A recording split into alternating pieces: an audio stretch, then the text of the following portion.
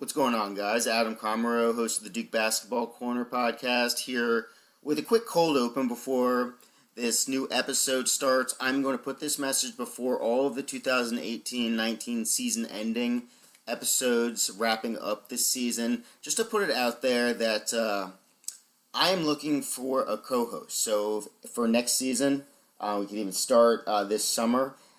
I've been doing this podcast for years, and it's gotten to the point where I am having, with my schedule and everything, I'm just having more trouble finding the motivation to do the solo pods during the year and the season-ending pods. I was fortunate enough to get some guests to help me out with these season-ending pods, but the reason I basically joined Twitter, started the pod, everything was to talk about Duke with others. And Twitter, I didn't realize at the time, Twitter is pretty much a one-way thing, and it's tough to have a real conversation on Twitter, so that is what it is. And the podcast, I mean, if I don't have a guest on, then I'm just pretty much talking to myself. So I just want to have a conversation about Duke, and I would really encourage anyone who might be interested to listen to my previous episodes. Email me at dukebasketballcorner@gmail.com. Again, that's dukebasketballcorner@gmail.com. Duke Basketball Corner, all one word. And just tell me about yourself. Tell me what you thought of the episodes, whatever you listened to, what type of fan you are. Just anything that could help me get to know you. And, I'd be interested in anyone who pretty much is interested. So, again, I'm going to put this before all the season-ending episodes just to get that message out there that, hey, you're interested in talking Duke? Talk Duke with me. This is more in-depth than other Duke pods, but I'm not going to hold anyone to any sort of specific standard, as long as you can hold a conversation and not kind of, my standards aren't too high, so basically be able to hold a conversation. All right, so on this episode, I was joined by Lauren Brownlow, and it was recorded last Wednesday. This is being released on Wednesday the 10th. This is being released on Wednesday the 17th of April. It was recorded on the 10th, so it was recorded 2 days after Virginia won the national championship, and some stuff has changed in terms of transfers and who has declared and all that stuff. The episode wasn't meant to really handle all that stuff. I went into some of who teams were losing just because it did apply, but mostly it was to capture really what happened during the season, with especially Virginia, focusing a bunch on Virginia at the beginning, and then the three triangle teams, and then just going through all the ACC teams after that. So there is extra time to those four teams, but then just going through, and Lauren was awesome, and it was a lot of fun. I will say, I will call myself out just because I'm already recording this intro. Wisconsin-Michigan State 2000 Final Four, or semifinal, and UConn-Butler 2011 Final. That was 53-41. I think I said 43-41. Yeah, it's a big deal. I know, it's vital information. Since it recorded, I know Ty Jerome signed with an agent. A little bit unexpected, but can't blame him. So he's going pro. Kyle Guy's testing the waters, and Kerry Blackshear, he's entering the transfer portal as a grad transfer. So he will definitely be in high demand if he chooses to not just follow Buzz Williams to Texas A&M. So that was very interesting to see, and I'm sure there's others. If you look it up, it's not hard to find that information of who has possibly declared, who's testing the waters, who signed with an agent, all that stuff. But this is, again, focused on the ACC teams and how they did for the 2018-19 season, and kind of just a little bit moving forward for each team in the ACC. So there'll be plenty more season-ending Duke-specific related podcasts, whether Michigan State, kind of state of Duke, and just all kinds of stuff. I might even put out more solo than I had initially planned, but I just recorded a massive State of Duke podcast with Brent Wilkerson New, And that's going to be 2 parts. That was a marathon, and that was a lot of fun. So, hope you'll stick with me. Again, if interested in possibly being a co-host, Duke Basketball Corner at gmail.com.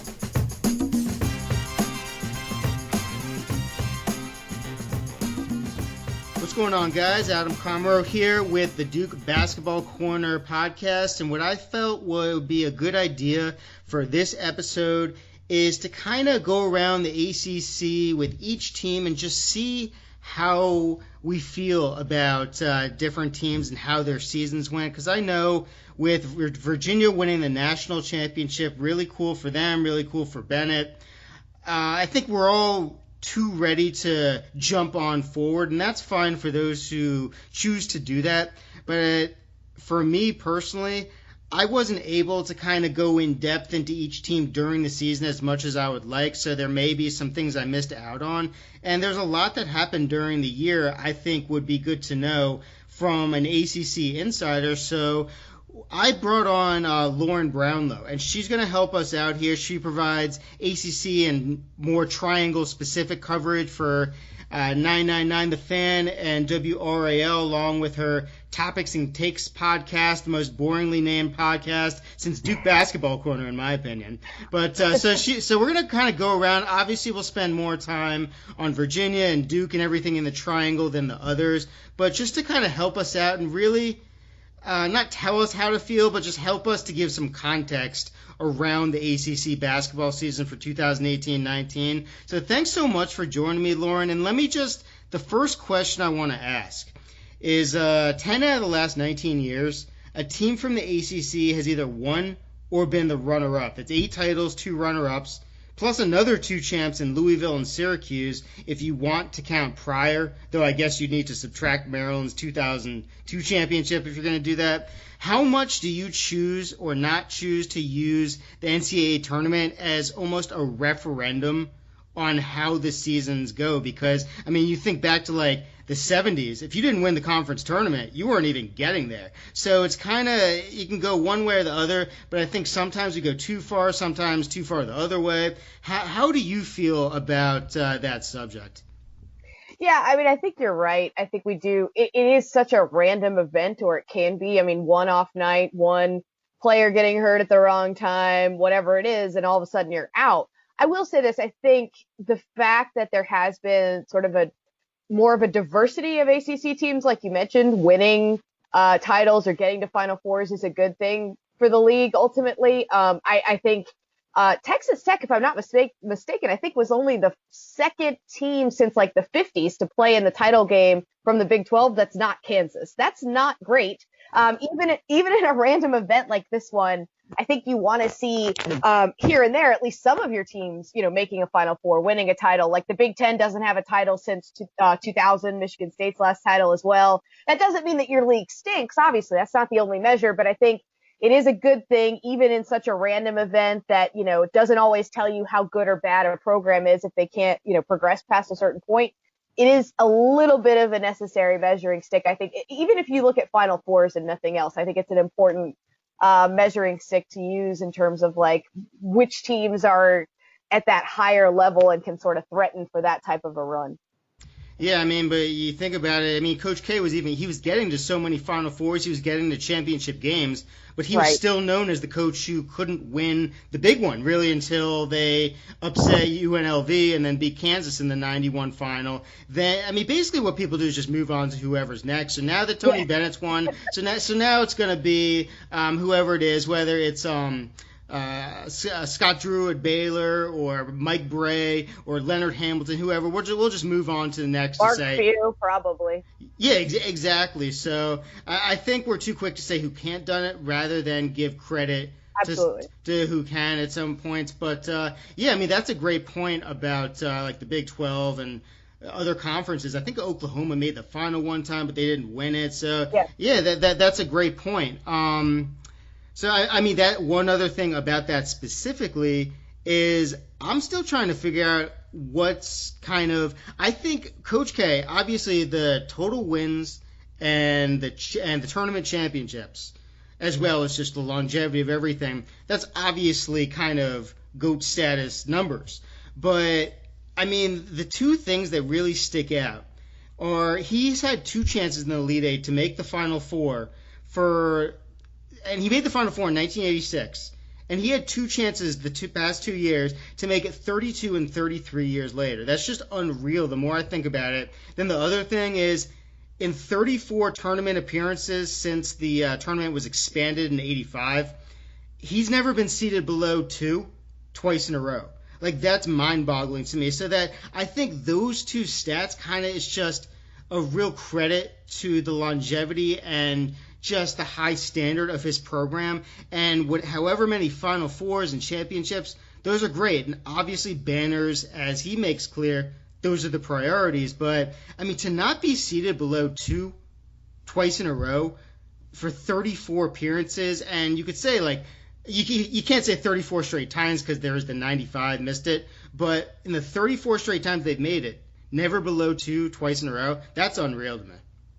Yeah, I was going to say that's a crazy stat and just a testament to how, consistent that they've been. And like you look at, like Roy Williams, I think the stat is he's never lost in the first round when they've been in it, which is another crazy stat to me because like we've seen, anything can happen in these early round games, even if you're the higher seeded team. And, it's really, I think that, certainly the ACC is way better off having both of them there. And even if Coach K hasn't made it, hasn't won the 6th title, it's kind of a first world problem situation to have it in terms of like, okay, yeah, you can't have a 6th title just yet, but they're still producing at a really high level in the regular season and at a level that I think a lot of programs would be envious of. It's just we hold Duke to a different standard because they're Duke and it's Coach K.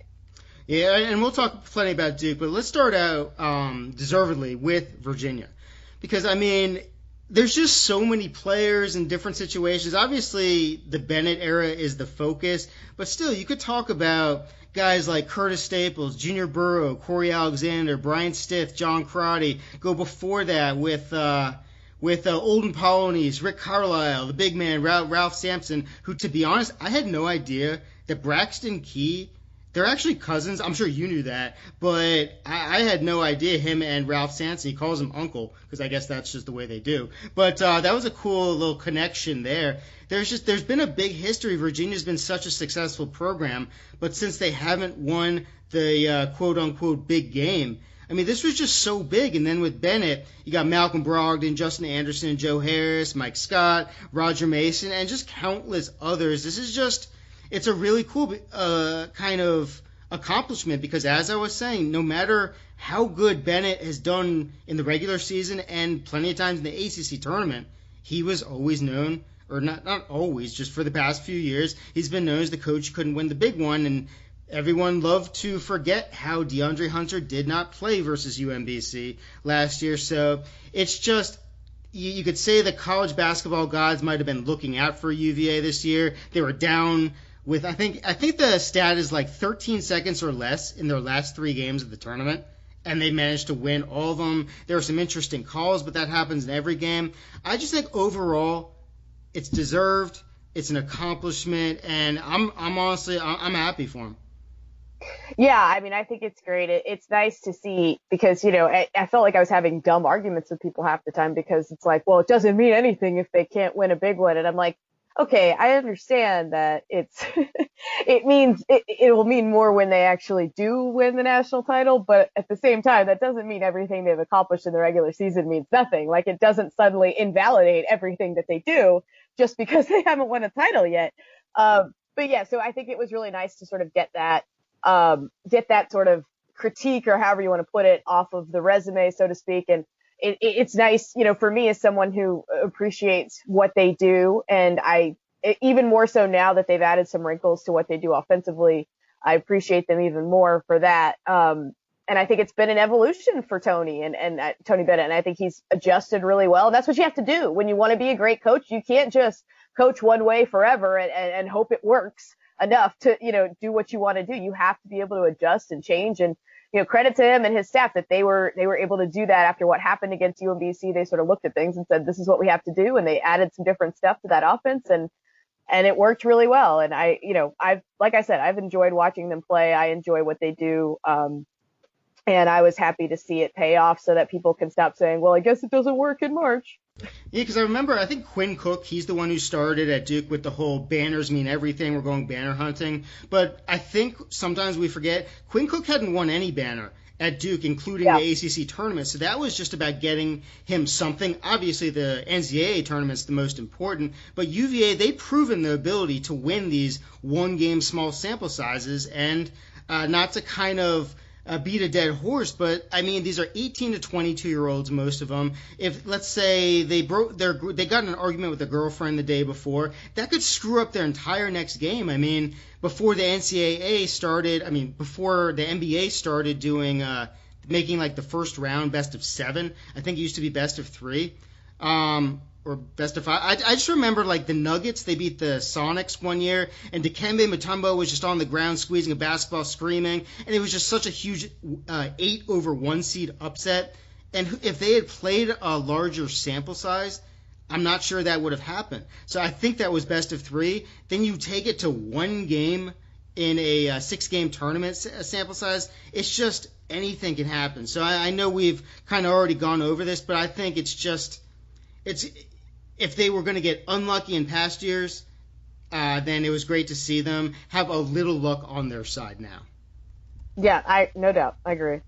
And one other thing, it was kind of interesting. If they had played Michigan State, that would have been the one time that would have been the time that his father, Dick Bennett, he got to the 2000 with the look up the stats for 2000 Wisconsin. That is the most odd Final Four team you've ever seen, and the final score was 43-41. They lost to Michigan State, which ironically is the same final score as I think what was it, UConn over Butler in the most horrific NCAA tournament final ever. That was 2011. So I think when some saw that it was going to be UVA and Texas Tech, they thought it was just, oh, this is bad basketball because of low scoring. But these are two great teams. They might play a little slower, but they're both pretty efficient offensively. They both have a lotto pick on their side with Hunter and I'm sorry, the Texas Tech. Culver, yeah. Culver.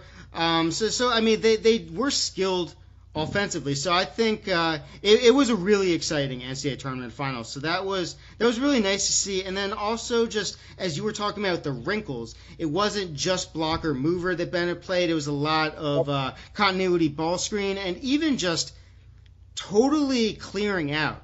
There was like 5 straight possessions in the championship game where they just cleared out, and you couldn't even imagine that happening in past years under Bennett. So with me, I think the biggest thing that helped was just the trust in talented players being able to make plays, either give them a screen or just clear out and let them go. And that wouldn't have happened past years, and credit to the talent he's getting. But also it's just, as you said, the ability to adapt and also the rotations. Like you have a guy like Braxton Key, who I think for 3 straight games prior to Texas Tech, he was damn near out of the rotation.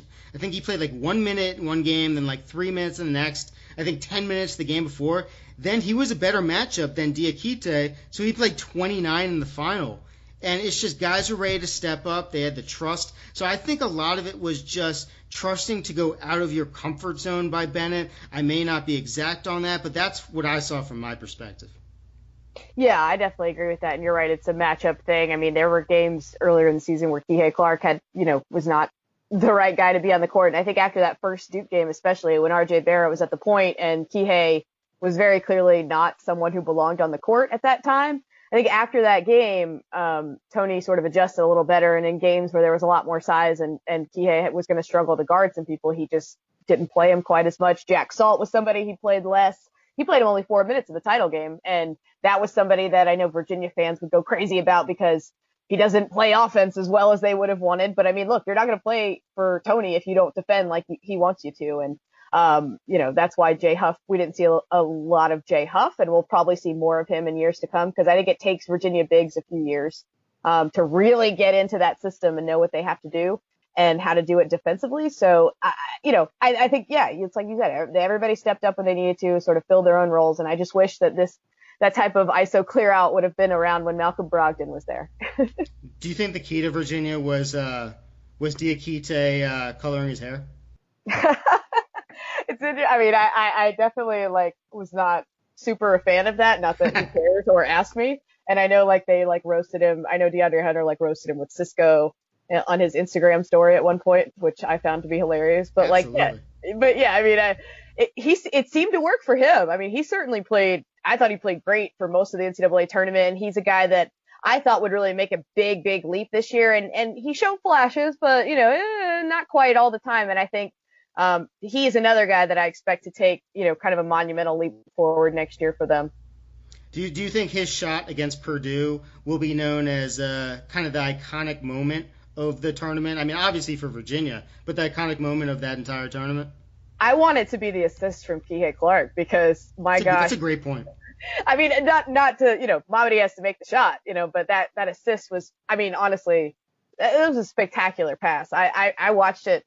I feel like I watched it on a loop for a day after that. I couldn't believe that he made that pass in that situation. And in that moment, just sort of the strength and the vision that he had to throw that was unreal to me. So I hope it's more the pass than the shot. No offense to Mamadi on that one. I totally, that is a great point. All right, last thing about Virginia. Is there any individual kind of takeaways you have? I mean, you had Hunter, who started off the tournament pretty strong, then had a couple of down games, and since everyone uses, not everyone, I should stop saying that, since some use the tournament as a referendum for anything, and, he shouldn't be a lotto pick anymore, then after starting out something like 1 for 7 in the final, he exploded, so that was big.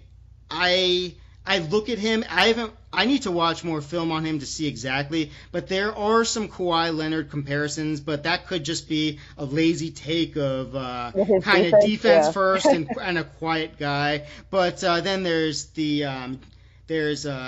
Kyle Guy, who went through his situation with he had some mental issues that he was dealing with last year, not just after the UMBC loss, but during it with just some issues going on. And also I would say that Ty Jerome, his passing in the NCAA tournament was huge. So I thought those three, they played really well. And I guess Diakite, he also, I wish I remembered the source, that he talked to Bennett after the ACC tournament and said that was on me. He didn't play aggressively enough, so he's like, that won't happen again for the rest of the season. So is there anything else you want to share about Virginia or just specific players? Yeah, I mean, I think you pretty much covered almost everything there. I've always said that while I think, Hunter's their best player, and if you want to use stats to determine everything, you'd probably slot Kyle second and then maybe Jerome third. But I always, all year long, felt like Jerome was their most important player. And when he wasn't playing well, they weren't going to play well. And I think the tournament sort of bore that out where, when he wasn't on the court, like when he picked up 4 fouls against Auburn, that was going to be trouble for them. And when he was off, like he was in the ACC tournament, that was going to be trouble. So he's an interesting guy to watch. He's kind of an emotional guy, and he can get caught up in it sometimes for the, in a bad way. But I think that's something that I always found interesting to watch. And I can probably pretty confidently say that Kyle Guy is almost certainly the only Final Four most outstanding player that follows me on Twitter. Ooh, that is vital. That is absolutely vital. All right, last question about Virginia, or kind of Virginia related. If you put Jack Salt and Steven Adams of the Oklahoma City Thunder on the New Zealand team, would that be the most lethal screen team in the history of of basketball? I feel like, I mean, it might be up there. I mean, Jack, that's what they're going to miss a lot. I remember when they lost Darion Atkins a few years ago, and I thought to myself, what they're going to miss the most about him, and it sounds silly, but his ability to set screens. And I think that's something they'll miss from Jack as well, assuming those guys can't, step up and set the same kind of screens that Jack did, because man alive, that was not a guy you wanted screening you. Okay, and I lied. One more. With Virginia, obviously, I think we can assume that Hunter's going. Is there anyone else besides Salt that you think may test the waters at least? I don't understand why everyone who has a chance wouldn't kind of just at least go to the combine. It couldn't hurt. Yeah. But do you think maybe Kyle Guy or Jerome might at least go to the combine, or they're just coming back immediately? Yeah, I would expect them to at least test. That would be my guess. And yeah, I mean, look, if you're Kyle, you're about to get married. You've just won MOP of the Final Four. That's not to say he doesn't seem to really like college. I remember when I was there for game day, he was the only Virginia player. Actually, when game day was there for the Duke game, he was the only Virginia player that showed up for game day. And I just thought that was cool. And he seemed really into it and was like super excited. And I've always really liked Kyle, his personality and everything else. So he might really like college, but your MOP of the Final Four, like at a certain point, there's nowhere to go but down. But sure, I'm sure there's things that he could at least get feedback about from NBA people, and maybe same with Ty. Maybe they tell him, hey, you need to work on XYZ, and then come back. I mean, I think if they both come back, or even maybe just one of them, they're going to be, far and away favorites, to win the league next year. If they lose all three of those guys, though, Hunter, Guy, and Jerome, that'd be tough. Is Dave Matthews Band a big fan of Virginia? Are they going to be like playing a concert, or is it? I'm not sure. I don't know if it's like a Charlottesville thing or like what. I don't know if they're like Virginia fans per se. I have no idea. Very disappointed in your insight right there. All right, so let's move on to Duke. I mean, I'm going to give plenty of context on my year-end review kind of things, but so I just what is your overall takeaway from Duke's season and specifically the tournament? Yeah, I mean, I think if they had kept going on a run, they might have started getting some of the takes Virginia was, in the sense of like, oh, they just keep getting lucky. I don't, basketball is not that simple, as we know. Yes, you sometimes need luck in an event like this, but you got to be in a position to benefit from it to get there in the first place. So, I think I don't know that they played as well as we saw them play at other times this season in the tournament, maybe even sometimes in the ACC tournament. I don't think they played as well as they played sometimes in the ACC tournament as they did in the NCAA tournament. And that was a little surprising to me because I think I expected sort of that role that they were on to continue. And it just felt like they were out of sync almost even from the start, although I didn't really put much stock in them being down against North Dakota State at the half, because Duke at the half is whatever this year. They sometimes had bad halves of basketball and it was not a big deal. But yeah, I was surprised that I kept expecting them to sort of steamroll whoever their next opponent was, and it just didn't happen. And then, obviously they ended up getting knocked out by Michigan State, and, no huge shame in that. That's a 2 seed that arguably shouldn't have been. And I don't know. I mean, you look at it as a whole and you say, you have these guys, you have an otherworldly talent in Zion Williamson, but like we talked about earlier, it's a one-game elimination event, and anything can happen at any given point. And, whether it's through lack of continuity or any combination of things, I just don't know that this team ever quite clicked for any extended period of time that, enough to maybe the glimpses we got never really quite came together as like a fully realized potential of what this team could be. And, I don't know. I think I was surprised at times too that Kay didn't run he doesn't run a ton of stuff anyway necessarily, but like they didn't run more for this team and let them freelance a lot. But, when they have players like this and guys that go on their instinct as well as, some of these guys do, it's hard to blame them for that. And when it worked, it looked really, really good. So yeah, I mean, I don't know. At the end of the day, that's, like you said, it's a one-game elimination event, and it's hard to put too much stock into getting eliminated by a 2 seed that should have been a 1, in a close game. Yeah, I mean, before the season, I basically compared Duke to 2015-16, where pretty much it was just Grayson Allen, it was Brandon Ingram, and it was Luke Kennard.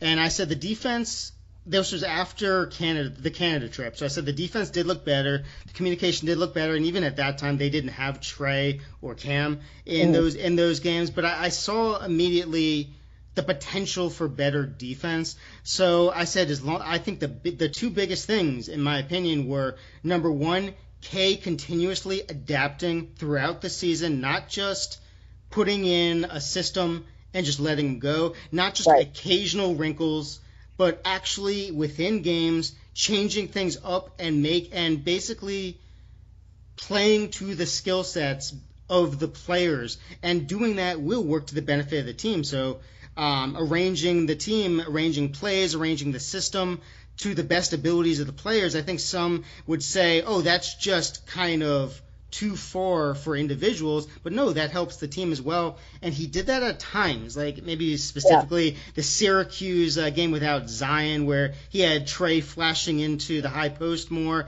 But I mean, that was too few and far between, in my opinion. There's just so much you could do. And the curious thing, in my opinion, or let me finish up. I said there was two things at the beginning of the year that I said. The second was basically energy.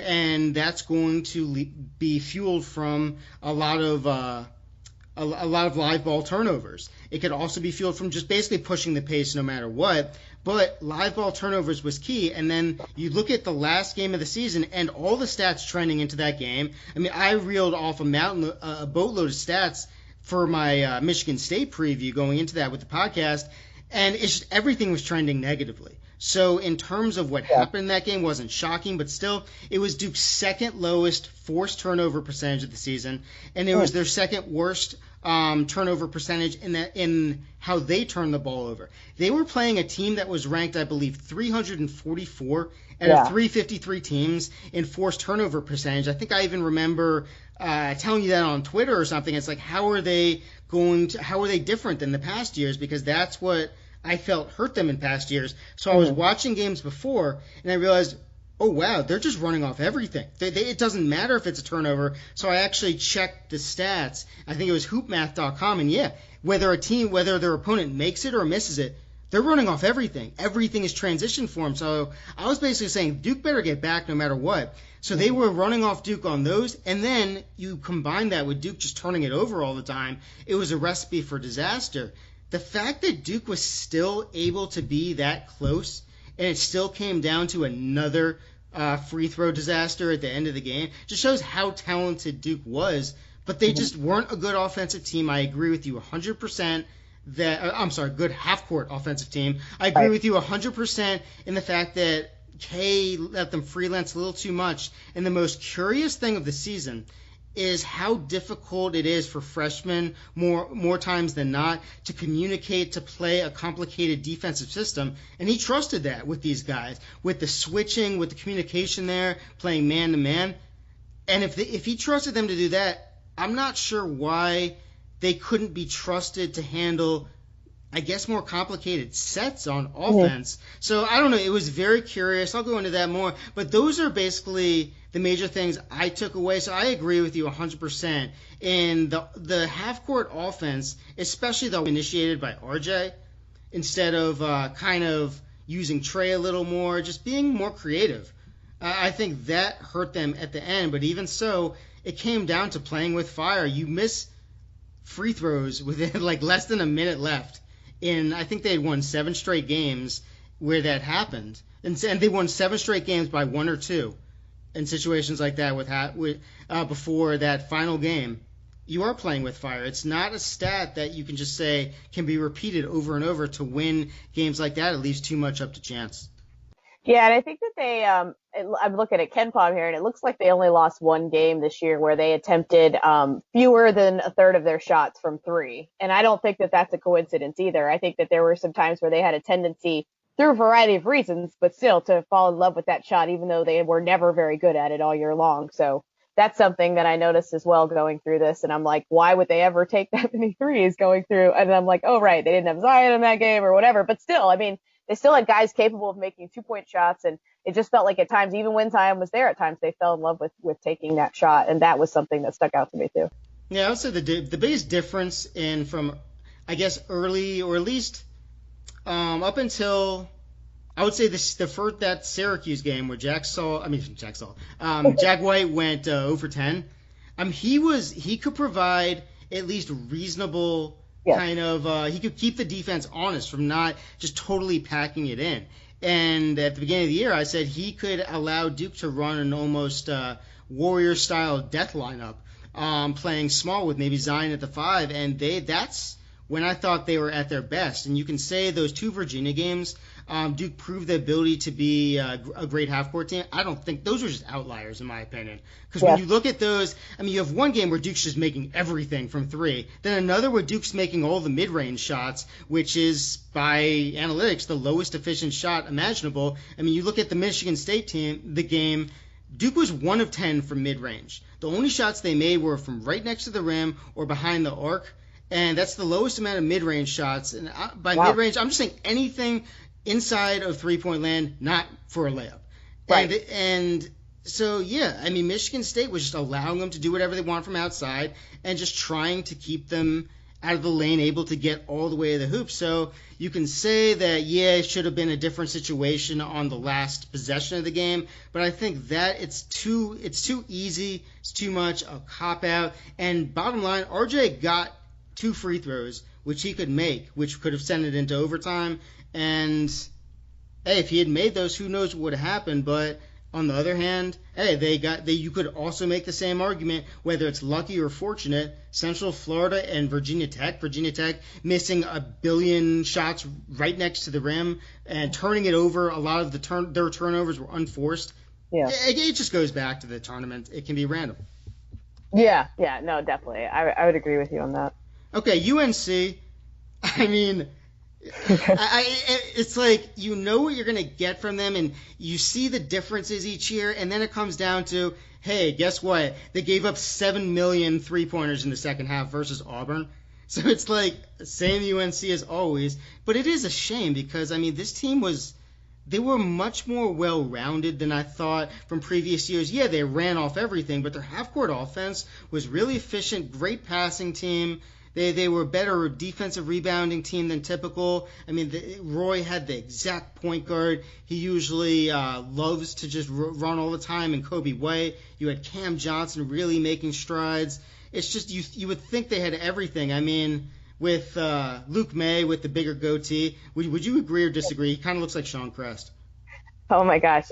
You know how there are like so many Luke May lookalikes out there? It's amazing. Like one of my favorites is the Cavalier mascot, which I can't unsee that now, but he's not around anymore, so that won't be something, because I was always doing that too. It's like, who does he look like? You know, he's always somebody. But yeah, I mean, I liked them a lot this year too offensively, and I think it was interesting watching them against Auburn in that game. Even in the first half when it was close, I'm sitting there watching it and I'm like, this team doesn't look right. And when I found out, I mean, I knew Nasir Little had the flu and it was obvious that he wasn't right, but I'm looking at just in general, I'm like, what's wrong? And then I started hearing about Cam Johnson and the flu, and I'm like, oh, okay. Because to me, that was the guy on their team. Yes, Kobe White could, they needed him to be good, but when they won games when he struggled.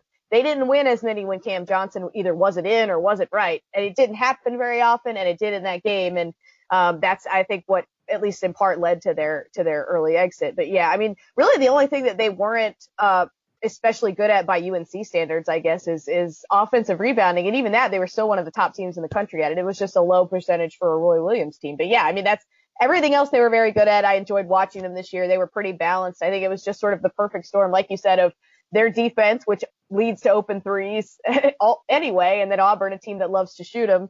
And then you combine that with, whatever was going through that locker room, and apparently made it its way into Auburn's locker room too, by the way. And yeah, it was not a good recipe for them. It's still curious. I can't find the exact stat. It was something like Auburn made 9 of 12 from deep in the second half. So with all you can, I think they made 12 threes in the second half. Huh? I think they made 12 threes in the second half. Yeah, I mean, it's just like, woo, there's so much context you can give, and all of it is completely understandable and necessary to include with everything else involved in the game and the illness factor. But the bottom line is, I just don't understand how this is what kills them every year, not guarding threes. But I don't know. So they're pretty much, they lose everyone, or a lot of players. Yeah. So, I mean, I'm a big Garrison Brooks fan. He makes everyone better, but at the same time, he's still a glue guy. Yeah, he's not going to give you 20 and 10, at least not yet. I do think he has some Bryce Johnson in him, but I don't think he's quite as offensively skilled as Bryce was, even at this stage of Bryce's career. So, yeah. He's kind of like a bigger man's without, like, the creative ability of a Theo Pinson, and without the scoring, just kind of does everything. Yeah. But so yeah, they're losing Cam Johnson, Luke May, Kenny Williams, Kobe White, and Nasir Little. So, I think we're recording this, what is it, April 10th. It is a Wednesday, so a lot could change from now till then. But How do you feel about UNC moving forward? Is there a point guard that is likely? What's his name? I mean, I'll be honest.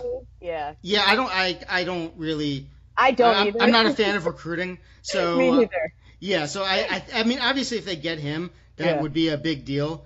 That's my biggest thing for them. They need to have a point guard. And bless Seventh Woods. He did okay at times in spot up duty, but that cannot be their full-time point guard and have them be a good team next year.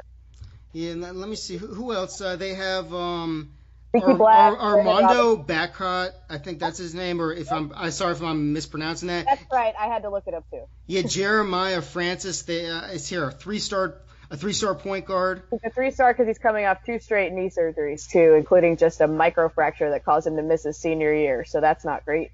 Oof. How about Leaky Black? What do you think he can provide? Great defensive player. I know he was kind of, even when he got injured, his minutes had gone down. He was kind of on the brink of trust with Roy Williams. Right. But I've heard great things about him. How do you feel he could impact the team next year?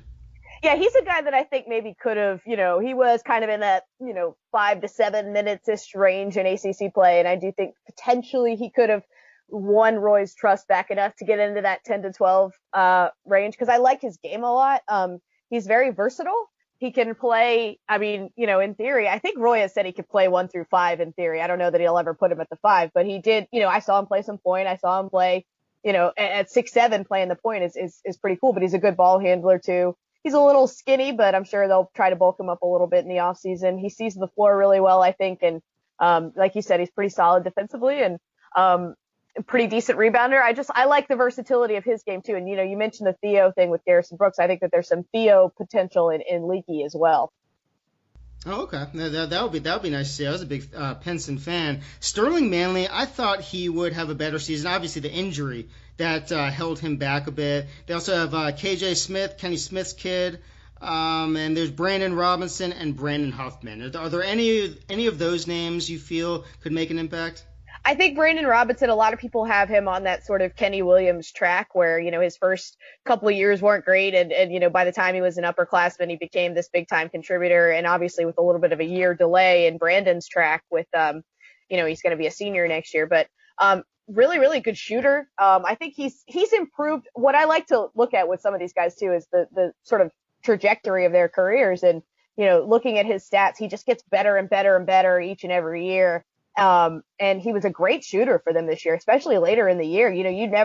When he got the ball, it got to the point where, I remember sort of like getting towards later in the regular season when he'd get the ball, I would think like, ooh, is that who they want taking that shot? And by the time, the season was wrapping up and they were in the postseason, it was like, yes, you want him taking that shot. He shot 46% from 3, 54% from 2. He didn't take a ton of shots, but there were plenty of other guys on that team to take shots. So if he can do well with his increased usage percentage, I think we can all pretty much guarantee that it will go up. Then, yeah, I think he could be a good guy for them, a good sort of guy to he's a good defensive presence as well. So if you're going to be a defensive presence that can knock down threes, I think that would be useful for them. But obviously, they're going to need at least one more shooter, I think, and they're looking for one right now from what I hear. Does KJ Smith have any of his father's shooting abilities? I'm not sure. You talk about you don't follow recruiting. I don't really follow. I don't remember like reading about KJ as a recruit in that way, so I'm not sure. But yeah, he was 3 of 7 in the bench, off the bench duties this year. So who knows, maybe. Okay, and I will go into this more on the Duke-specific pods, but one thing I forgot to mention is just with Trey Jones announcing he's back, I think that's important for Duke because it does give continuity at the point guard position, which they haven't had in what seems like forever. The last point guard to actually end the season set in the role as the point guard and begin the next season similarly set as the starting point guard was actually John Shire from 2008-9 and then to 2009-10. That worked out pretty well. And the last point guard to actually, from one season to the next 2 consecutive seasons, be in that role as the set point guard was actually Greg Paulus, 3 straight years, up until basically John Shire took over for him. Mm-hmm. So it's been a while since Duke's had that continuity at point guard. So that'll be interesting to see because the freshman it is tough for K to gain that trust in them, and also just a point guard who doesn't shoot that well from outside. Even if he does improve his shooting, the Duke point guards have historically, they are efficient spot-up shooters, which Trey hasn't proven to be as of now. So we'll see if K adjusts his system for that and uses Trey more to initiate. But moving on, NC State, and let me just say, you are the expert NC State fan. I mean, you are an NC State all-star on Twitter, taking opinions, I will say, of many NC State fans and handling them a lot better than I could, I'll say that. Because there were some angry NC State fans because they didn't make the tournament. They were maybe on the bubble, you could say. And would you say that it was the system more that was the problem, or they just didn't play the schedule, they didn't play a tough enough schedule, or was it just a matter of they didn't win enough games in the ACC, or was it just simply scoring 24 in one game? My husband says it's the last one, although I keep insisting to him that that's not the case. No, I think for them it was honestly the main thing was the schedule. I think Coach Keats has not, and I don't think he's done this with bad intentions. I don't know that he knew maybe what his own team was capable of in either of the last two seasons. And if he did, maybe he would have done things differently. But I think he was sort of scheduling still like he was at Wilmington. And when you're at Wilmington, you know you have no chance of an at-large bid. So you might as well get through the non-con with some confidence and, do work in the CAA and take your chances. That's not, and I think he felt like the ACC slate would offset the bad non-conference strength of schedule. And I understand there are issues with the net rankings and everything else. But I mean, just looking at the resumes of the other bubble teams, it's hard to ignore that non-con number staring back at you, because it was either, I don't know if it was dead last at the end of the year or second to last, but either way, it's not a good look. And I think at the end of the day, that's what did them in. The committee just said, look, we can't, this would have been easily avoidable by them. They didn't avoid it, and we can't reward it. And so, can I just interrupt you for 1 second and ask, yeah. did they even play a tournament in the non-conference? Because I'm looking through their schedule. There's this game against Vanderbilt at American Airlines Arena. I don't think that's Vanderbilt. Yeah. And I just don't see any, why didn't they play a tournament? So they played some one-off they played some one-off games against that were named something. I think they played in Atlantic City once. I don't remember if that was Penn State or Vanderbilt.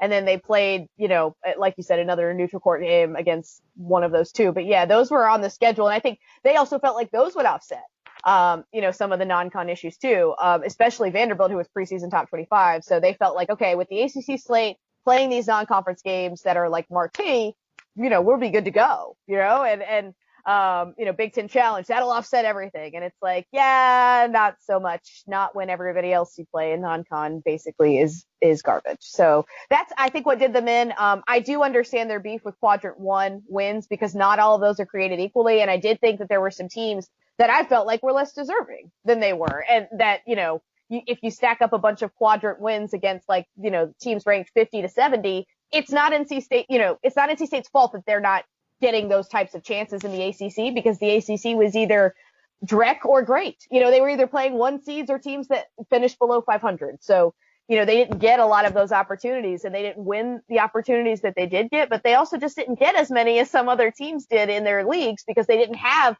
the ACC didn't have enough of those sort of middle tier type teams or, upper middle type teams. They didn't have enough of those this year. And State didn't get enough games against them. So yeah, that's what it comes down to. I'm sure they'll schedule better next year. I'm sure that it's a lesson learned for them. From what I hear, they're already talking about it and trying to make sure they at least get teams projected to finish in the middle of their, non-P5 leagues as opposed to dead last. Yeah, I mean, that's a very valid point, because obviously playing in the ACC and knowing you're going to play a bunch of great teams, you're entitled to play weaker non-conference schedule, knowing you're going to play those higher teams. But number one, with the whatever it's called type of schedule, kind of, you never know what teams you're going to play more unbalanced. Schedule playing more teams who are good some years, maybe not as good other years. It's a risk. You better win the games you have against those top tier teams then, because otherwise it's Duke they kind of got the short end of the stick, you could say. I wouldn't say unlucky, but they played a lot of the top tier teams in the ACC twice, whereas like Florida State, they didn't play any of them twice. So you just never know how it's going to work year to year. So if you're in a year where you don't play those top tier teams twice, then you better win when you have the chance if you are going to risk playing a weaker non-conference schedule. And yeah, play a non-conference tournament. I don't see why you wouldn't want to do that, because who knows? If you advance, you'll get an opportunity to play a better team. But so NC State, they do have most of their players back. Well, I'll start off. What do you think was the issue that caused some of these losses? I mean, Torin Dorn had a great senior season. What do you think the issues were for NC State, how they couldn't get more quality wins? Yeah, I mean, I think at the end of the day, part of that is because they're not as good as the teams that they're playing. Were they as good as teams like Clemson and Syracuse? I think probably so. I mean, they proved that in the on-court results against those types of teams. Maybe even a team like Louisville on certain nights they were as good as, but they weren't as good as Carolina, they weren't as good as Duke, and they weren't as good as Virginia, just period, point blank. So I think that's a big reason why they weren't able to get some of those wins. And Auburn, as we saw with Auburn, is when they're on, they look crazy good, and when they're not on, they feel like they could lose to anybody too. You feel like they could beat and lose to anybody. State wasn't even quite that team to me. I don't think that they ever showed that much upside, if you will. Markell Johnson was never able to be that guy for more than, those 15 to 20 minute stretches of games, which were big at times, but, he needed to sort of carry that offense. And I think the biggest issue they had was they didn't have a go-to big guy. They didn't have enough size on that roster. And Torin Dorn was a great undersized four-man, but the fact that, your undersized four-man is Torin Dorn and he's basically a guard, that's not what you want. And so, yeah, I mean, I think those are their biggest issues. If they can get more size, if Markell Johnson sticks around, if they can add, a little bit more consistency from some of the rest of their backcourt, I think that they'll be in good shape. But I think that was their issue. It was basically, okay, Markell, go do stuff. And, he couldn't always get that done. And the rest of their offense, especially in the half court, was not all that great, especially when you don't have a big guy that opponents have to worry about. Can I ask you, is it public information, what exactly was the reason that Omer Yurtseven transferred? I'm not entirely sure about that, actually. I thought it was very strange. I assumed he would just go pro. So that was a bizarre one, because everything I was hearing was indicating he was going to, he would probably go pro, he'd play internationally, whatever. But, yeah, I'm not really sure why. I thought he was really improving. Yeah. I thought he was really improving towards the end of his last season at State, and then he transferred, and he could have made a big impact there. They are getting some 4-star point guard who is supposed to be good. He actually, I believe, is putting in some sort of waiver to see if he can enter the draft. I don't know what's going to happen with that. Yeah, he's considering doing that because he's been out of school, I think, technically long enough to do that. So, I mean, who knows? He might be ready to just move on and be a professional at this point. But I know they're on the transfer market as well. They're looking for some shooters, maybe even looking for some size. DJ Funderburk, I think, showed some nice flashes towards the end of the year. They got Manny Bates, who redshirted this year. He's going to be able to play, 6'10" kid. So, they have some size, and they have a big guy coming in as well, I believe, although he's not quite as highly regarded as the guard that they had coming in. So, yeah, I mean, if they get everybody back, though, I mean, I think that puts them in pretty good shape. It's just they've had some attrition here in years past, so it'll be interesting to see if they can hold on to everybody they got. Okay, and do you have kind of an overlying I don't want to say take, but opinion of just the 3 triangle teams and where they stand right now? Yeah, I mean, just like going into next year, like what they did this year. Both is fine, whatever you want. I mean, I think, I enjoyed watching State in the NIT. I don't think you can put too much stock in it in terms of what it means for next year or anything like that, but it was good to watch them do that. I think ultimately, maybe for some guys individually, it'll be good for them to have sort of gone on that run and play together the way that they did. And I like them a lot next year if they can keep everybody. Is there anyone who you think could make a big jump? I want to say Funderburk because I just love his upside. He's really athletic. I think he needs to put on a little weight, improve his hands a little bit. But I mean, he's athletic. He can shoot a little bit from the outside and stretch the floor. So, maybe he'll end up being, he's not as skilled as Yurtseven was, but maybe he could be that kind of guy, like a stretch 5 for this offense, the way Yurtseven was.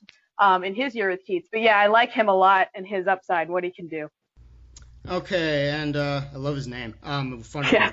All right, so we'll, now that we've kind of finished the triangle, we'll move through a little quicker. Virginia Tech, I mean, new coach Mike Young from Wofford. I'm really going to miss Buzz. I love Buzz. Yeah. But, Mike Young, he's proven his ability at Wofford. He's a great coach, yeah.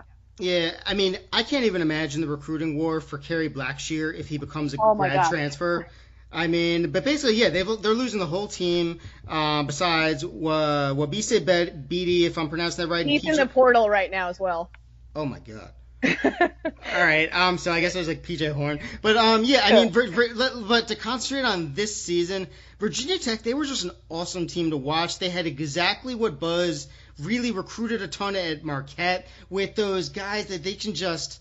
Yeah. It's like positionless basketball, as Coach K says, where they're all around like 6'5", and they can just do everything. And they can shoot, they can rebound, defend. Yeah, they were just a really great, fun, impressive team to play. And yeah, I'm gonna miss them. And it was, yes, I was obviously happy to see Duke win, but Ahmed Hill missing that shot at the end of regulation. I know. I mean, he was my favorite player for Virginia Tech on the season, so that was pretty brutal. But I thought they were fantastic in the way they lost Chris Clark before the season even started. I thought he could be Sixth Man of the Year. Then Justin Robinson went down. They had to change their offense, slow it down a bit. They played more at the high post with Blackshear, and then they came back, went back to more high ball screens, but continued on with that with kind of that hammer with Blackshear at the high post. And it was just a really great team. And to be, I mean, my honest opinion, they outplayed Duke, but it's just, it's disappointing to see Buzz leave. What's your takeaway from Virginia Tech this season? Yeah, and I mean, I don't try to say this to pick on Coach K. Certainly, not like he needs me to defend him. He's got plenty on his resume to back up what a great coach he is. But one thing that stood in contrast to me, and I know Justin Robinson missed more games than Zion did, but like the way that each coach sort of responded, in my opinion, to losing a guy like that I felt like was very important to their team, and Duke as well, in terms of changing the way they do things and adding wrinkles and, like you said, sort of adjusting. I mean, first game out of the gate, they obliterated NC State without Justin Robinson, and I was not expecting that at all. I was stunned to see that. They also didn't have anybody taller. They had like one guy in the rotation. That was Kerry Blackshear, that was taller than 6'6". I mean, that in and of itself to me is crazy that they were able to do some of the things they were able to do. Yeah, they had some long athletic guys, like you said, but, that puts you at a height disadvantage a lot, and it didn't matter for them. But yeah, he was sort of able to adapt, what they did, offensively and defensively. It was finally a Buzz Williams defensive team. And so, I mean, I guess better late than never in terms of, getting what we thought we'd get it from the Marquette version of Buzz. But yeah, gonna miss that personality for sure. But everybody sort of seemed to know that this was coming, no matter what Virginia Tech did, because this is just what Buzz does. He's from Texas, right? Yeah, he is. But he also he gets a little restless sort of wherever he is after, a few years. So that's just kind of who Buzz is at this point. And people know that going in, and doesn't seem to be much hard feelings one way or the other, but they're going to be completely wiped out. Mike Young is still I think it's a good hire. He's a really good coach. He knows the game really, really well. He's beaten, I mean, we talk about triangle teams. He's won at NC State. He won in Reynolds a few years ago. And I remember being really impressed with his team there. They won in Chapel Hill last year. I mean, the dude knows what he's doing. He's going to have to build it up, but he knows what he's doing. So are you saying Buzz Williams is trying to be Larry Brown and moving every couple years? Not quite like Larry. Well, Larry Brown kind of left some dirt in his bath each time also.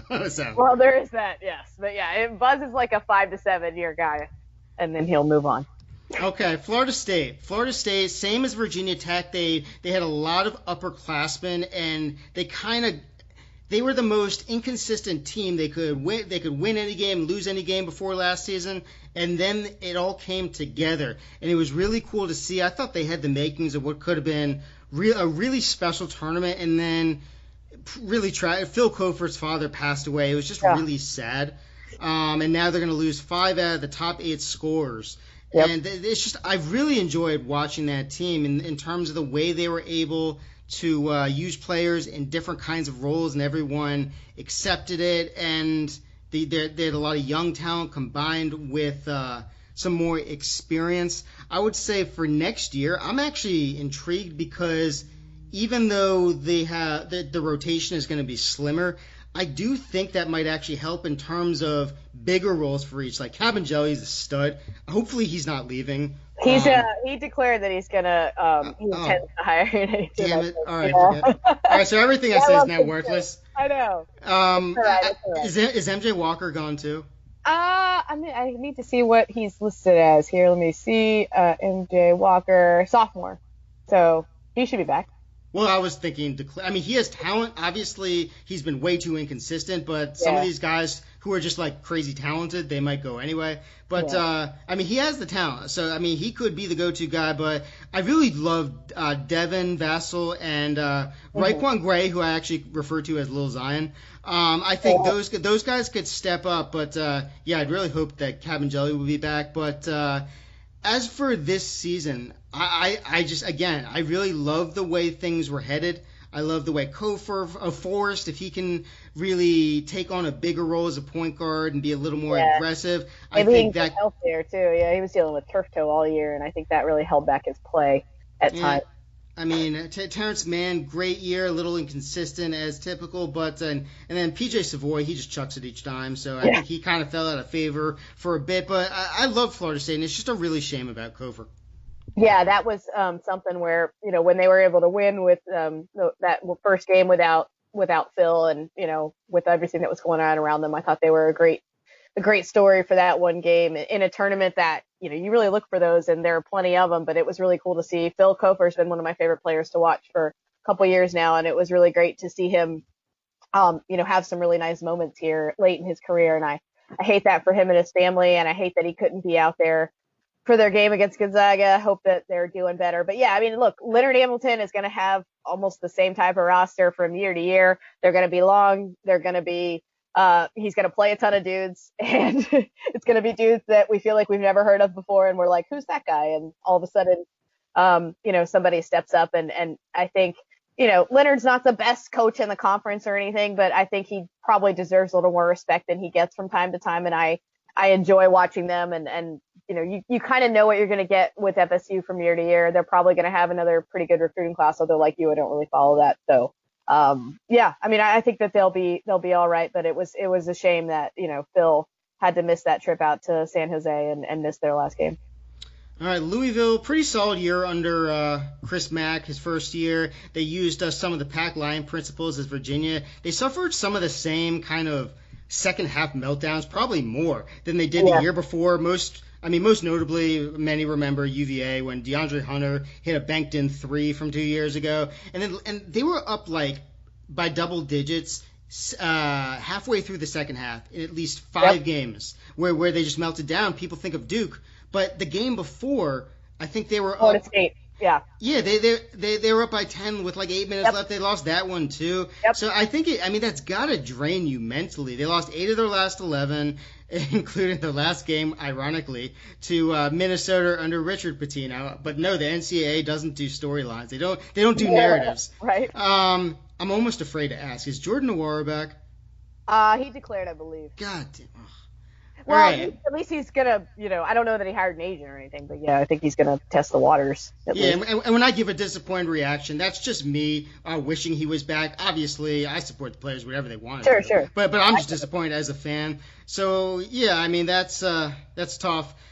I would say he was amazing. I predicted him to be the most improved player at the beginning of the year. Kristen Cunningham, solid in his role as a senior, good decision maker.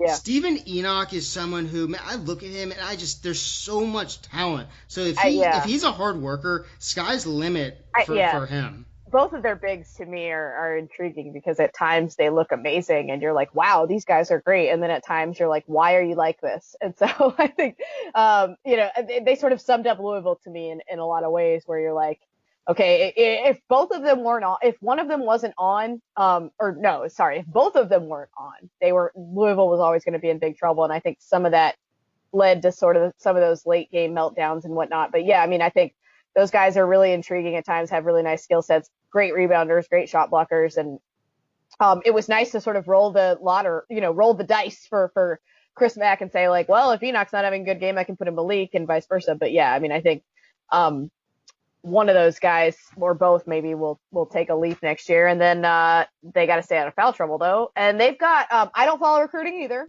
full disclosure, but I did when I was sort of looking at what was coming in for everybody else next year. I noticed that they have the top class in the ACC as of right now, and it's not particularly. I mean, it's maybe a little close, but it's not all that close. They signed a bunch of guys, I think like 6 guys and a couple, at least 1 5-star. So, yeah, they've signed a pretty strong class, I think, from what I remember seeing. And that'll be interesting because Chris Mack's going to need to sort of rebuild this team in his image. And I know that they were a weird team. There were moments in games where I felt like they looked like a team that could, when they were clicking, you're like, wow, this team's really good. They look like a 1 seed. And then there were times, within the same game that it looked like they'd never seen a basketball before. So they were very strange to watch. Is Ryan McMahon going to be back, or is he gritty enough? Is he gritty enough to be is he going to try out for a slot receiver for the Patriots? Yeah, exactly. I'm sure. Yeah, no, he'll be back as far as I know. I mean, I guess if anybody enters the transfer portal for them, it would probably be out of concern for one of the recruits coming in. But yeah. Yeah, well, that wasn't a serious question about whether he'll be back. It was just to get it. It was to get in a horrible Patriots joke. All right, so Syracuse. They're losing Tyus Battle, Chukwu, and Howard. Battle to the draft, the other 2 to graduation. I really expected more development out of some of their guys this year, especially Dolezaj. Dolezaj. I was really disappointed. Yeah. And that might be biased just because of how high I was in his ability.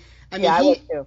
If he can just get stronger, get more physical. I mean, I am the last person who should ever say anything about someone's body, but like Skinny Legs McGee, I mean, if he can just get a little more bulk, I mean, he has the exact talent that would help them so much. I also thought Brissett, he would take a step up, but I think after the first season of being basically able to do whatever he wanted on offense, being asked to be more efficient, that was an adjustment for him. Well, he went pro as well, so they'll lose him. Are you serious? Yeah. Oh my God. All right. Yeah, I probably should have looked into some of this before. It's all right. It's always a fluid situation too. I mean, from moment to moment, like somebody could change their mind or whatever else. Yeah, I guess it's kind of like NFL contracts. When you see the initial money, you're like, oh wow, but then you see the guaranteed money, it's different. Now we're waiting to see if they've signed with an agent after declaring, which makes all the difference. But Elijah Hughes, he was so hot and cold every game. I mean, he could score 20 in the first half and none in the second. So I think if he can be more consistent, that'll help. Buddy Boeheim, I mean, solid but limited in what he can do, but he can knock down shots. So I mean, yeah, and I think for Syracuse, for me, if they don't have some guy who's going to be ball dominant and be sort of the guy that they go to in like ISO situations late in the shot clock, which seems to be their offense, then I don't know that that's a bad thing for them, because maybe it'll force Boeheim and his staff to sort of make some adjustments and maybe play a brand of offense that suits everybody a little bit better and is a little bit more I don't know what the word is I want to use, reliable, steady, whatever you want to say. And I think it'll lead to some better development for some of these guys because, yeah, I mean, at the end of the day, it seemed like the offense was give it to Tyus and let the shot clock wind down and hope he can make something happen. And they're going to have to do something different next year for sure. But is it really a Syracuse team if that's not what they're doing every single year with long twos? They do the high screen ISO long two, and it's every play. I guess one guy who, if you saw him a little more closer, I'm interested in Jalen Carey, because based on what I'd read, they expected more out of him. What was the issue with him being? He started out the year, I know, with Howard out. He got more playing time than expected at the start. Then it went down. So what was the concern with him?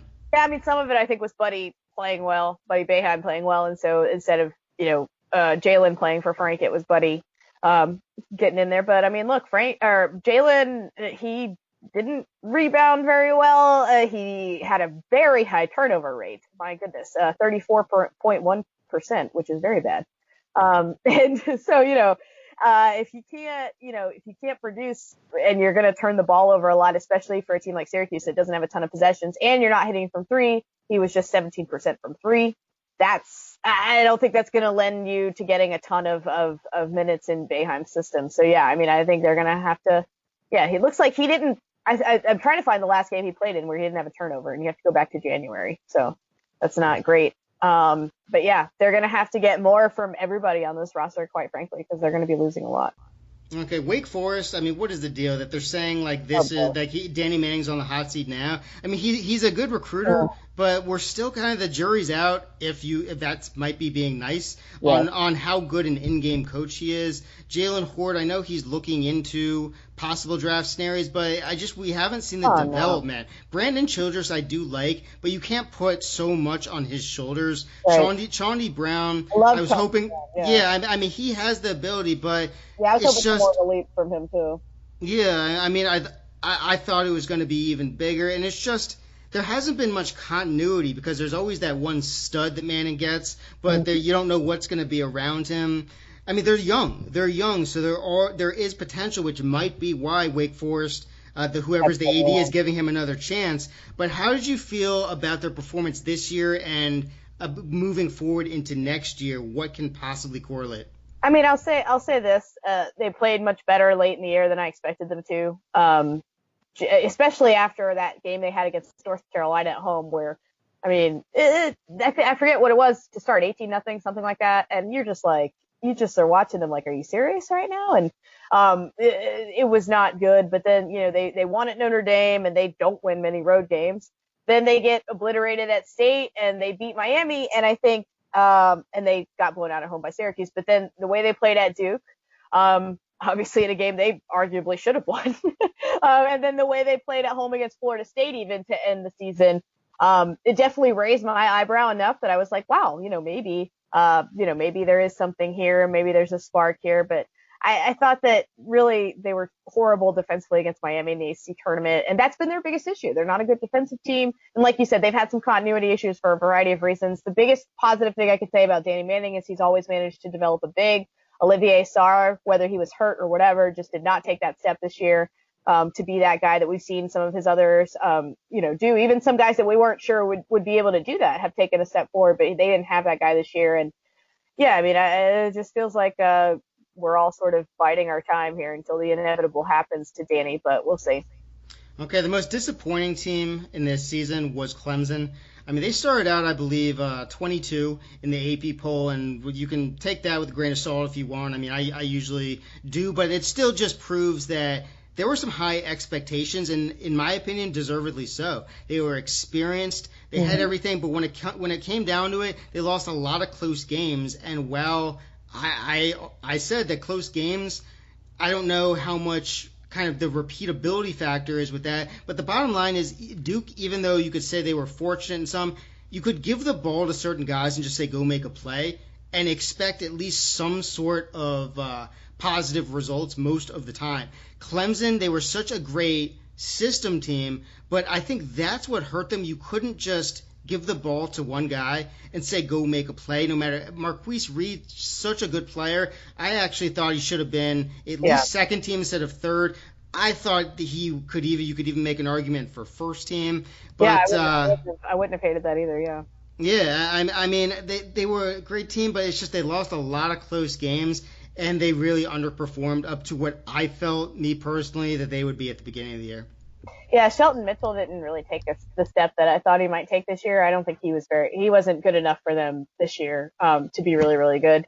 And when you have, an upperclassman like him, a senior, playing the way that he played and kind of regressing, I think that hurt them a lot too, because like you said, they already don't have that guy that you give the ball to and say, go make a play, but they don't have that margin for error that other teams do too for that same reason. So yeah, I mean, look, the joke is, and, it's not entirely a joke, I guess, that Clemson sort of traded in its football soul for its basketball soul. And I mean, when you look at the fact that Marquise Reed, he was an 84% free throw shooter. He missed 28 free throws all year. And I guess, what did he miss? 4 at NC State in the last 17 seconds, I think it was. I mean, you can't make up a stat like that. And it's just that kind of stuff happened to Clemson throughout the year that you're like, how do you even find yourself in these absurd situations? It was like the Virginia, final 3 games of the tournament, but in reverse. And it was just kind of absurd how these things kept happening to them. But it's been sort of more the rule than the exception, I feel like, with Brad Brownell. I haven't always loved the way he's coached offense. I guess it was better this year. But they're limited some with their personnel, and I get it. I mean, Elijah Thomas was probably the closest thing they had to like a legit big, and he's, always in foul trouble, as good as he could be defensively.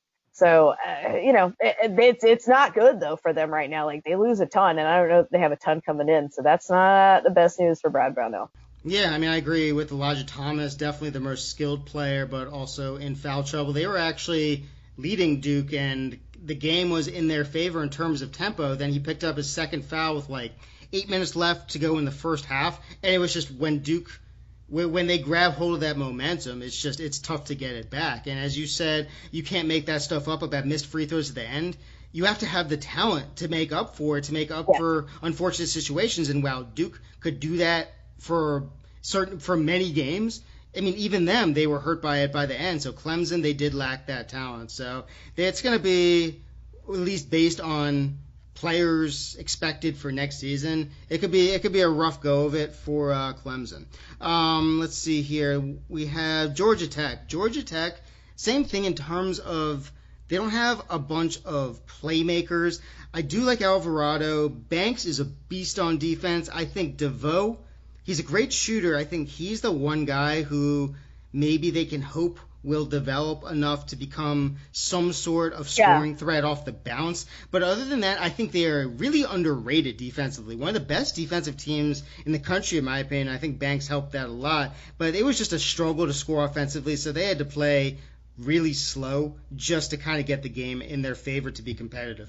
Yeah, that's the thing with them is that and this has been, I feel like this even dates back to Brian Gregory and the end of his tenure there. They've just been this team that, could defend at a pretty high level. I mean, you look at their defensive stats and they're very good. Do you think they should run an option offense? Yeah, triple option, exactly. Yeah. Not coincidentally or whatever, they shot 30.7% from three, which is awful. It was 330th in the country. There are 353 teams, so that's very bad. And they turned it over a ton, and that was the other thing for them. Like, okay, you can't shoot, whatever, but don't turn it over a ton, especially when you're going on the slower side. And so, yeah, I mean, I think I don't know if this is like a Pastner thing or if this is a personnel thing or what this is, but they feel a little bit to me sometimes like Clemson light in the sense that like they defend well and sometimes really well, but like their offense just is always going to be what holds them back. And, they don't, it was not great, but like you said, some of those guys you mentioned, I think have some upside to their game, and Banks is pretty athletic. I still remember watching the replay of that game and seeing him dunk on Zion and being like, holy crap, like you don't see guys dunk on Zion very often. And he had the athleticism to do it. Now he finished like 2 points in that game, so it's whatever. But like the fact that he had that in him was enough to make you sort of raise an eyebrow. So yeah, I mean, I think, I didn't realize Alvarado was just a sophomore. That's pretty big time for them, assuming he stays on that team. And yeah, Moses Wright had some nice moments. DeVoe. So, you think that they should be on an upward trajectory, but these guys have got to get way better offensively. Yeah, I mean, these are schools they have some massive history in terms of success with Wake Forest and Georgia Tech. Yeah. I mean, it's just tough a decade ago, it would be tough to imagine they would be at this level of struggling to even be 500. So, I mean, there's just so much history with both of those teams. I don't want to say shocking because we're almost used to it by now, which is very unfortunate. All right, so Miami, they got to get my dude Chris Likes from help. My little DMV buddy, he's having a tough go of it, and is Duan Duan Hugh or Hernandez? I guess it's Hernandez now. He's ineligible, so he won't be back. I don't think. Because I know he's suspended for this year. I don't know about. Okay. I thought he was going pro, but I'm not 100% on that. Oh, you might be right about that. I don't know. Yeah, I think so. Yeah, and I know DJ Harvey's testing the waters. For Notre Dame, yeah. Oh, why am I mentioning him? We're on Miami. All right, so Hugh, hopefully he will play next year. They're losing pretty much everyone. Yep. Besides that, I think Vasiljevic is really the only one that's coming back. I think even Anthony Mack, he announced he's transferred. So it'll be Vasiljevic, McGusty, freshman Isaiah Wong, and Chris Likes are the only guys I really know right now. And it could have been so different with Huel or Hernandez because that really gave them a second offensive threat. Lawrence, he's a good stretch, and Zach Johnson, he could play his role well at times, and Izundu can be that glue guy. But I think Huel, or if Hernandez, I think that really threw everything off. So it was tough to watch. Every team basically just put everyone on likes, put all the help on likes, and there's nothing really he could do. Yeah, it was. I mean, they had, like you said, they had those guys that they played. That was all they had to play, but they were pretty decent at times and could do some nice things. But at the end of the day, you were going to concentrate on stopping likes, and everybody knew that. And love watching him play though, and hopefully he sticks around and they're able to get him some help from somewhere. All right, Boston College. I think Winston. They were never going to be a great team. Right. And probably not a very good team, but Winston Tabbs, when he went down mid-January, that basically ended their competitive season. So that was unfortunate. They lose Kai Bowman, Jordan Chapman, so it's going to be Nick Popovich and Winston Tabbs kind of taking the reins there. How did you feel their season went and moving forward? Yeah, I don't feel very good about them, honestly. And I know Jim Christian, they already had to come out after the season and say, like, yeah, we're keeping him. And I mean, there's a reason for that. There's just not, this season, I think on the whole was a disappointing one for them. I know they had some injuries, like you were saying, and it hurt them. But, I think you expected to see, at least I did, guys like Jordan Chapman take more of a step forward. And, Kai Bowman was good, but he can't do it by himself. And obviously he's going to, I'm pretty sure I saw he was going to go pro. So that's not a huge surprise. But yeah, I mean, like they lost some close games too. Sometimes games they had no business losing. So I know they got Chris Herron Jr. on that roster. He played some, and it's just you look at them and you don't really see a whole lot of cause for optimism. I understand why Boston College fans are a little frustrated. It's got to be weird for like Chris Dudley and Matt Ryan to see the football team and the basketball team in such pretty horrific situations after they were great. Well, they were there. It's interesting how there's that like one player who can make such a big difference. And obviously, Dudley was surrounded by other talented players, and obviously Matt Ryan had other players with him, but it's still, I mean, once those guys left, it really hasn't been the same. Yeah, I miss Al Skinner, frankly, but that's partially because, and this speaks a little bit, I guess, to why I enjoy Virginia and why I even enjoyed Georgia Tech football. I like watching things that are different, and the flex offense was something that was different, and it worked. And so I miss seeing Al Skinner in Chestnut Hills, and it's been a downward spiral ever since.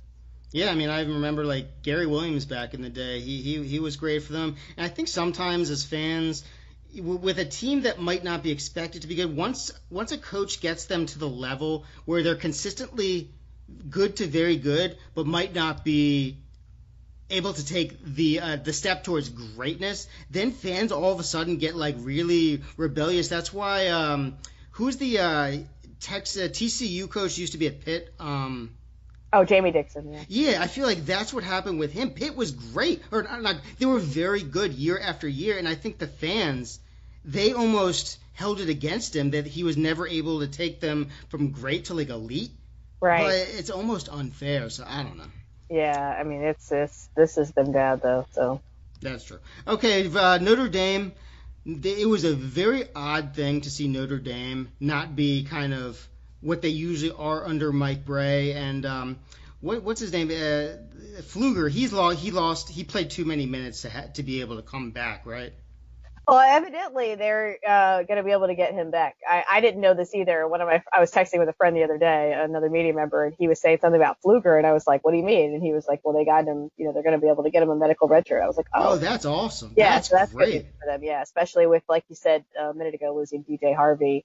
I think he's going to the transfer portal, if I'm not mistaken. But either way, he's not. I don't think he's coming back. So that's they're going to be losing him, which stinks. But they do have some pieces, some young guys that I thought played well late in the season. And Mike Bray doesn't usually play guys like that, but he didn't really have a choice with all the injuries they had. So, and you're right, it was jarring to see his teams just be so ineffective offensively. It was certainly jarring to me, and I love watching them play. I love watching them run offense. I love watching the way that they play offense, but this wasn't your typical Notre Dame team because they just didn't have the type of skill that you need to have to execute that kind of offense right now. But it's probably, it can only benefit them, I think, as long as they can keep enough guys on the roster. And I know there's some optimism surrounding some of the guys that they have coming in. Again, I don't follow recruiting closely like you don't either, but there's some optimism with them that, they're going to be able to take a step, that they're going to add something to this roster too, even if Bray doesn't usually play freshmen. But I mean, a ton of freshmen saw some big minutes for them, and I think that can only benefit them moving into next year. I don't know how good they'll be, but I certainly think they'll be way better than they were this year. Yeah, I mean, freshman inconsistency kind of held true there. I mean, Lazewski, you look at his last 4 games, I think he went from deep, he went 0 for 5, then 6 for 7, then 4 for 5, then 0 for 7. So, I mean, that's what freshmen do. You have Prentice Hub trying to get used to his role. I expect a little more out of Temple Gibbs. Yeah. But John Mooney took I think John Mooney took a big step up, and Durham showed some potential. So I think Pfluger could make. I mean, I think they could make a big jump next year. They could. I liked Dane Goodwin as well, what he was able to do late in the year for them. So it'll only be. I know Mike doesn't like to play freshmen. I get why, but I think it'll only benefit them going into next year. Yeah, I do see a lot of positive potential for them. All right, and I think the last team we have is Pitt. And Xavier Johnson, another DMV guy who I paid attention to. Great player, a lot of he's just really fun to watch, no fear. Him and McGowan's in the backcourt, awesome. Great future, great players to build your team around as it's trying to make up for whatever that guy's, the ex-coach. Kevin Stallings, yeah. Yeah, Kid Stallings. I think Capel's biggest get, to be honest, was Jared Wilson staying at Pittsburgh. I mean, that was huge for them to kind of take. It would have been really terrible without him. Yeah, I mean, Terrell Brown showed some potential. He has size, doesn't play like it a little too often, but he has that ability. I mean, he showed some great things against Duke, but that backcourt, that gives me a lot of hope for the future, I think, and they have some good recruits coming in. But I really like what Capel was able to do his first year, even if it didn't correlate to as many wins as some hoped, even though I feel like that hope might have been off base. Yeah. I was going to say they had an unfortunate. It was an unfortunate and fortunate start, right? In the sense that they, start 12-5, and they beat Louisville at home and in overtime, and they beat Florida State at home, and they beat them by double digits. And you're like, wow, look at and they lost a close one at State. They did get blown out by Carolina, but at that point in the year, that was the only team that had blown them out. Like that was the only blowout loss they'd suffered. And considering what they'd done the year before, that was. You had to look at that as a Pitt fan and be optimistic, but I think they lost 13 straight after that in ACC play. It's just a really, really brutal stretch for them. And maybe there was a little bit of false optimism there from what they did early. I don't think Capel would trade winning those games, because that was a great experience for them. But yeah, that's a tough stretch to go through for a team that's built the way they were with so limited offensively. It was probably pretty impressive on the whole to see what they were able to do defensively, all things considered, for Capel in his first year.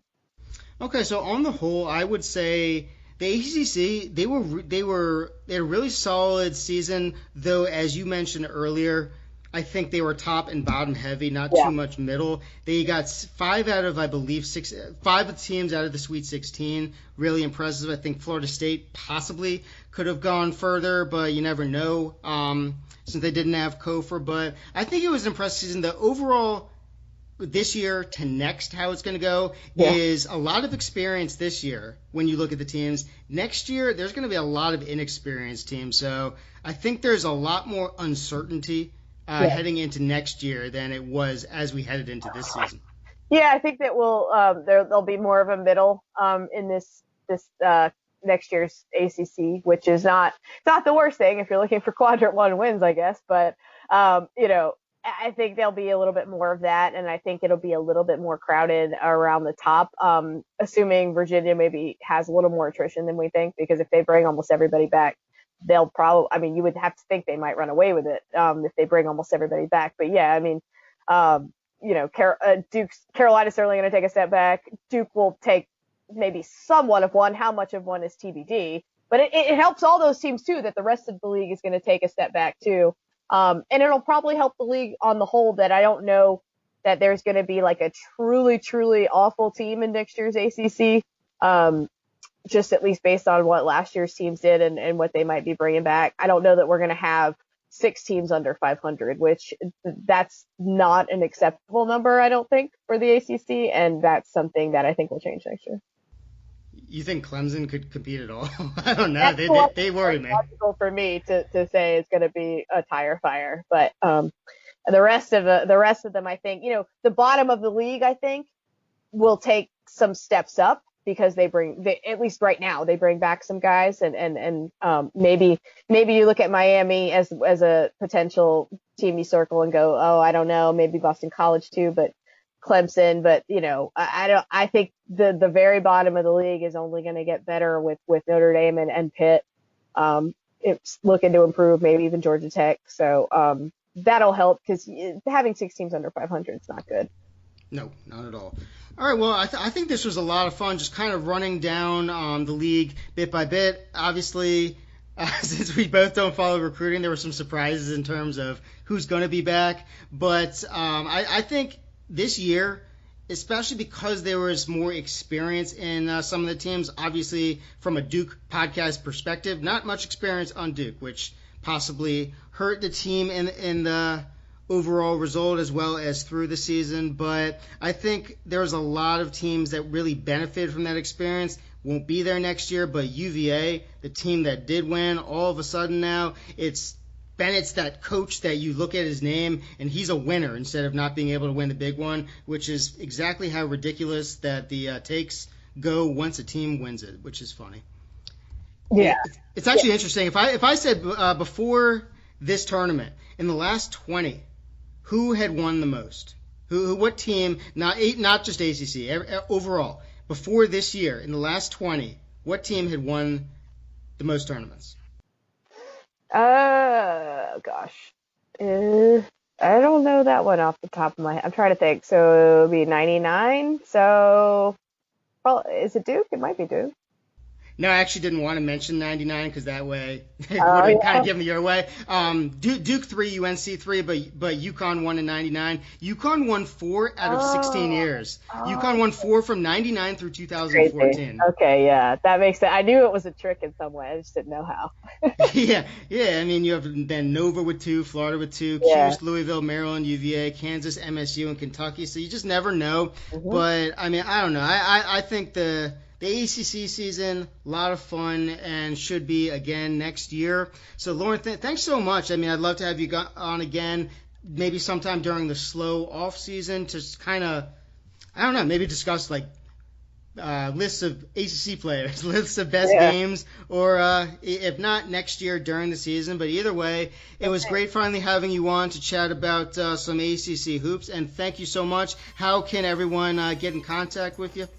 You can most easily find me usually at Ellie Brownlow on Twitter, and you can find my work at WRALSportsfan.com.